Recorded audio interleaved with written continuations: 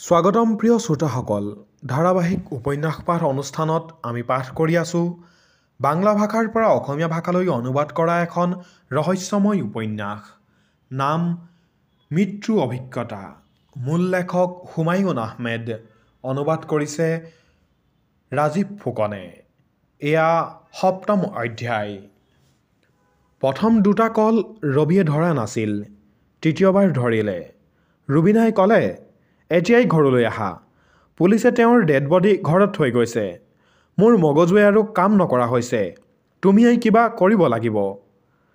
ৰবিউলে ক'লে, তোমালোকৰ ঘৰলৈ যোৱা সম্ভৱ নহয়।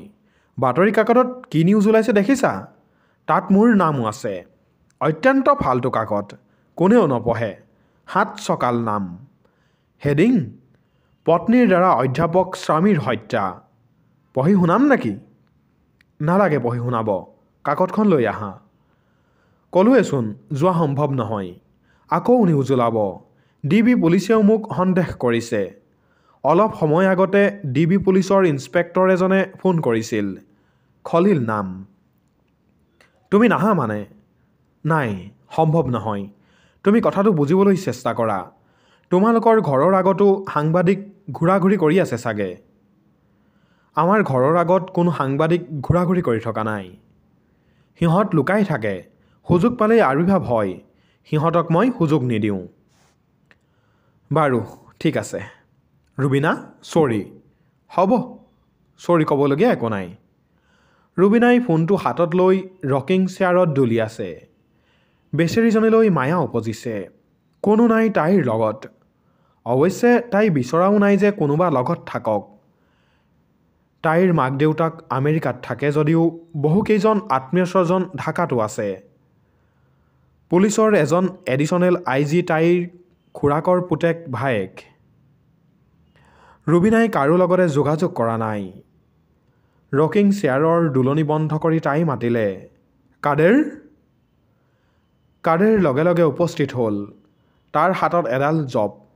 সি জব ঘূৰাইছে, কিন্তু গুণগুণকৈ একো মতা নাই। মতা হ'লে মই শুনিলোহেঁতেন। কাদেৰৰ কাণ্ড কাৰখানা দেখি মই তৃপ্তি পাইছোঁ। মৃত্যুৰ পিছতো তৃপ্তি পোৱা কথাটো বেয়া নহয়, ভালেই। কাদেৰ, চিগাৰেট লৈ আহা। 1 কাৰ্টুন আনিমনে বাইদেউ? আনা। ছালমাই 2-এটা সৰু সুৰা বস্তু বিচাৰিছে। চাহপাত, চেনি, কফি। আনিম। আনা। দুপৰীয়া খোৱা বোৱা ঘৰতে হ'বনে বাইদেউ? খোৱা বোৱা নহ'ব কিয়? মানুহৰ মৃত্যু হয়, ক্ষুদ্ৰাৰ মৃত্যু নহয়। আপোনাক আৰু কিবা লাগিব নেকি বাইদেউ? এখন কাকত লৈ আহিব পাৰিবা? চকাল নে কি নাম? 7 চকাল। অঁ, 7 চকাল। ঠগ দিয়া কাকতখন নহ'লেও হ'ব। টকা দিয়ক বাইদেউ, 2000 দিলেই হ'ব। মোৰ বিচনাৰ বাওঁফালৰ ড্ৰয়াৰত টকা আছে। সোনকালে আহিবা। মোৰ চিগাৰেট একেবাৰে নাই। ড্ৰয়াৰ খুলি কাদেৰে 50,000 টকাৰ বাণ্ডল এটা পালে। বেংকে মেৰিয়াই দিয়া কাগজৰ প্ৰতিটো নাই। বাণ্ডলৰ পৰা কিছু টকা উলিয়াইছে চাগে। কাদেৰে বাণ্ডলটো লৈ ওলাই গ'ল। মই চোৰ চোৰ বুলি চিঞৰ বাখৰ লগালোঁ। মোৰ চিঞৰ বাখৰ ৰুবিনাৰ কাণলৈ নগ'ল, যোৱাৰ কথাও নাহে। মই কাদেৰৰ লগে লগে আহিছোঁ।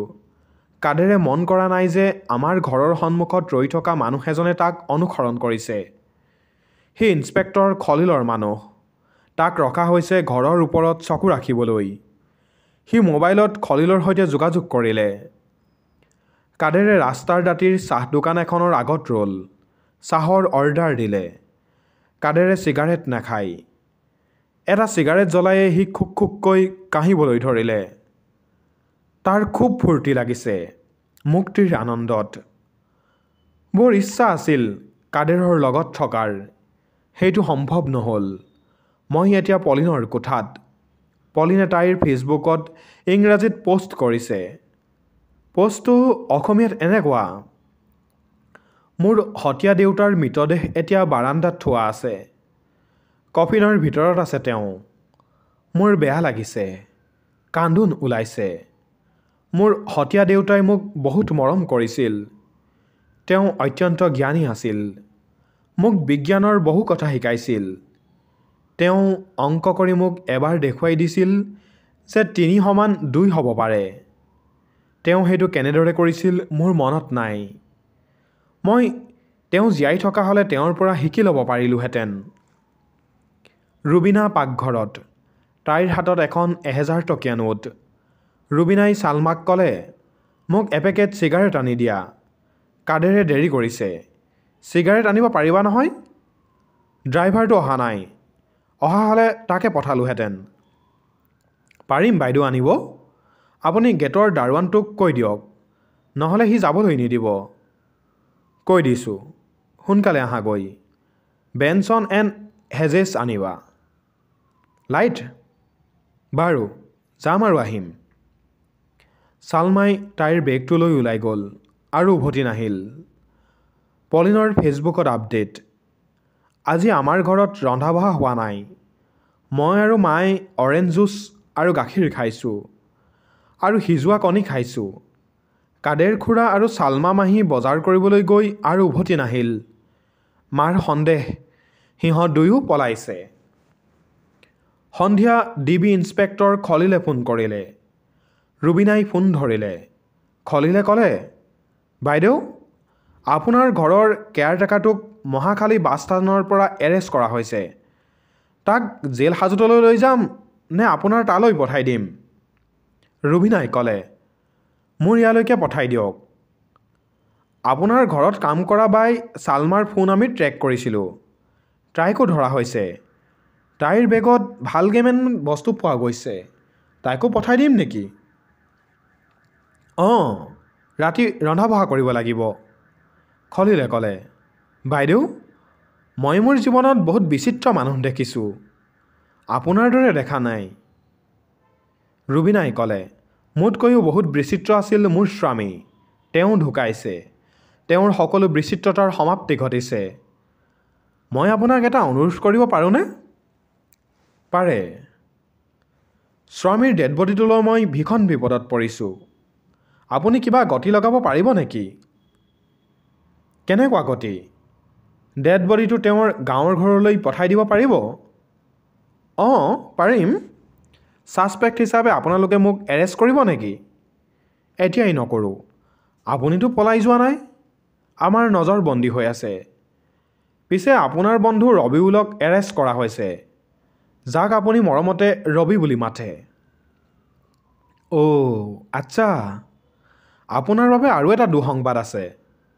আপোনাৰ হাজবেণ্ডৰ ডাঙৰ মামা কিছু সময় আগতে ঢুকাইছে। চৰি। ৰুবিনাই ক'লে, আপুনি চৰি কৈছে কিয়? আপুনিতো তেওঁক মৰা নাই। আপোনাক আন এটা দুঃসংবাদ দি কষ্ট দিলোঁ বুলি চৰি কৈছিলোঁ। ঠিক আছে। মোৰ ফালৰ পৰা কৰিব পৰা আৰু কিবা আছে নেকি? আছে। এনায়েত বুলি এজনৰ ফোন নম্বৰ দিব খুজিছিল। ফোন নম্বৰটো লাগে। তাৰ আগতে জানিব খোজোঁ, মই আপোনাৰ প্ৰধান ছাছপেক্ট, অথচ মোক সহায় কৰিব খুজিছে কিয়? আপোনাৰ দৰে ৰূপৱতী মহিলা এগৰাকী ফাঁচীকাঠত ওলোমা দৃশ্যটো ভাবি কষ্ট হৈছে। সেইকাৰণেই হয়তো কৈছোঁ। মই কুৎসিত হোৱা হ'লে এনায়েতৰ নম্বৰটো নিদিলেহেঁতেন নেকি? হয়তো নিদিলোহেঁতেন। নম্বৰটো লিখক। 1 মিনিট ৰ'ব, মই কাগজ কলম লৈ আহোঁ। ৰুবিনাই কাগজ কলম আনিবলৈ যোৱা দেখি মই আৰ্ত চিৎকাৰ কৰিবলৈ ধৰিলোঁ। ৰুবিনা, ভুল নকৰিবা। তাৰ ফান্দত ভৰি নিদিবা। সাৱধান হোৱা তুমি, সাৱধান। ৰুবিনাই শান্তভাৱেই ফোন নম্বৰটো লিখি ল'লে। ৰুবিনাই ফান্দত ভৰি দিবলৈ গৈছে। মই তাইক বাধা দিব পৰা নাই। মই এটা অবজাৰভাৰৰ বাদে একো নহয়। চাই থকাৰ বাদে মোৰ কৰিবলগীয়া একো নাই। ৰুবিনাৰ ওঠৰ চুকত বিৰিঙি উঠিছে এটা বেকা হাঁহি। এই হাঁহিটো মোৰ পৰিচিত। কিবা বেয়া দুষ্ট বুদ্ধি তাইৰ মগজুত খেলিছে। ভয়ংকৰ দুষ্ট বুদ্ধি। কি হ'ব পাৰে দুষ্ট বুদ্ধিটো? ৰুবিনাই এনায়েত নামৰ ডিবি পুলিচৰ এজেণ্টজনলৈ ফোন লগালে। মই আতংকৰে অপেক্ষা কৰি ৰ'লোঁ। আপুনি এনায়েত? হয়। শুনিছোঁ আপুনি মানুহৰ চহী নকল কৰিব পাৰে। সঁচা নেকি? আপোনাৰ কি কাম সেইটো কওক। আজে বাজে কথা কৈ সময় নষ্ট নকৰিব। কামৰ কথা লৈ আহক। মোৰ স্বামীৰ চহী নকল কৰিব পাৰিব? নোৱাৰাৰ কাৰণ নাই। এখিলা কাগজত লিখা থাকিব, মোৰ মৃত্যুৰ বাবে ডিটেক্টিভ ব্ৰাঞ্চৰ অফিচাৰ খলিল দায়ী, আৰু তাৰ তলত মোৰ স্বামীৰ চহীটো কৰি দিব। পাৰিব? চহীৰ নমুনা DB অফিচাৰ খলিলৰ হাতত আছে, তেওঁৰ পৰাই লৈ ল'ব। ইয়াৰ বাবে কিমান টকা লাগিব? মই ক'লোঁ, চাব্বাছ। আফচোচ মোৰ চাব্বাছটো ৰুবিনাই শুনা নাপালে। ৰুবিনাৰ বুদ্ধিত আশ্চৰ্যচকিত হৈ মই এই জীৱনটোত হাজাৰবাৰ কৈছোঁ, চাব্বাছ। এবাৰ মোৰ এটা দামী মোবাইল ফোন হেৰাই থাকিল। মোবাইল ফোনটো বাথৰুমৰ বেচিনৰ ওপৰত থৈ মুখ ধুই বেডৰুমত সোমাইছোঁ। তেতিয়া মনত পৰিল ফোনটো বাথৰুমত থৈ আহিছোঁ। বাথৰুমত সোমাই দেখোঁ ফোনটো নাই। কেৱল বাথৰুমতেই কিয়, ঘৰৰ ক'তোৱেই নাই। ৰুবিনাই ক'লে, বেডৰুমত মই বহি আছোঁ, তুমি বাথৰুমৰ পৰা ওলোৱাৰ পিছত তাত কোনো সোমোৱা নাই। মই ক'লোঁ, ফোনটো বাথৰুমৰ বেচিনত মই থৈছিলোঁ।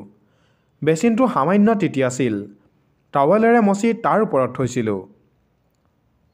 ৰুবিনাই ক'লে, তেনেহ'লে সেই কামটো তুমি তোমাৰ ইউনিভাৰ্চিটিৰ বাথৰুমত কৰিছা। তোমাৰ ব্ৰেইনে ইউনিভাৰ্চিটিৰ বাথৰুম আৰু ঘৰৰ বাথৰুম একাকাৰ কৰি পেলাইছে। ফোন কৰি খবৰ কৰা। খবৰ কৰি ইউনিভাৰ্চিটিৰ বাথৰুমত ফোনটো পোৱা গ'ল। মই মনে মনে ক'লোঁ, চাব্বাছ। সন্ধিয়া 6টা। মাইক্ৰ'বাছত মোৰ ডেড বডি গাঁও অভিমুখে ৰাওনা হৈছে। ড্ৰাইভাৰৰ কাষতে বহি গৈছে কাদেৰ।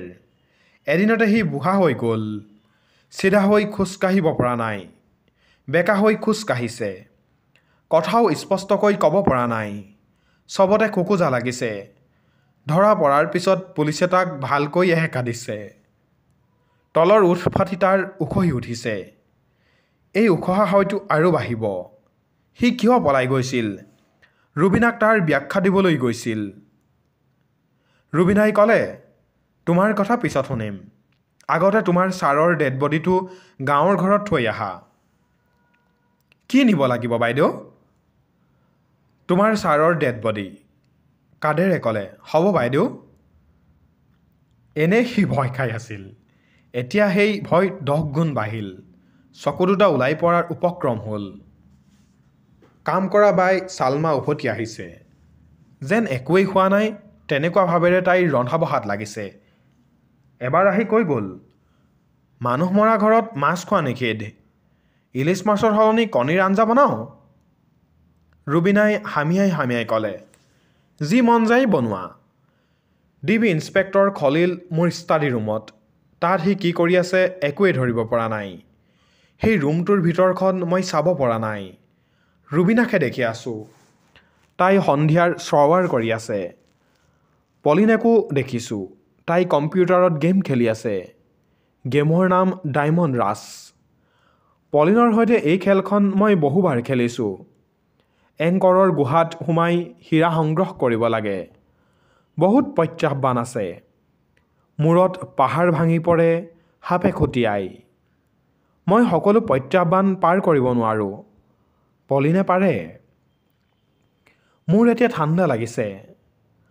শৰীৰ থকা হ'লে ক'লোহেঁতেন, ঠাণ্ডাত শৰীৰ থৰথৰাই কঁপিছে। শৰীৰ নাই, অথচ আছে শীতৰ অনুভূতি। ভয় লাগিছে। ঠাণ্ডা আৰু বাঢ়িব নেকি? যদি আৰু বাঢ়ে তেতিয়া কি হ'ব? তাতকৈও ডাঙৰ চিন্তা, মোৰ মৃতদেহটো কবৰ দিয়াৰ পিছত মোৰ কি হ'ব? মোৰ অস্তিত্ব থাকিব নে নাথাকিব? কবৰ পোতা মই দেখিবলৈ পাম জানো? এই দৃশ্যটো চাবলৈ মোৰ বৰ মন আছিল। প্ৰিয় শ্ৰোতাসকল, পৰৱৰ্তী অধ্যায়ৰ বাবে আমাৰ সৈতে সংযুক্ত হৈ থাকিব। ধন্যবাদ।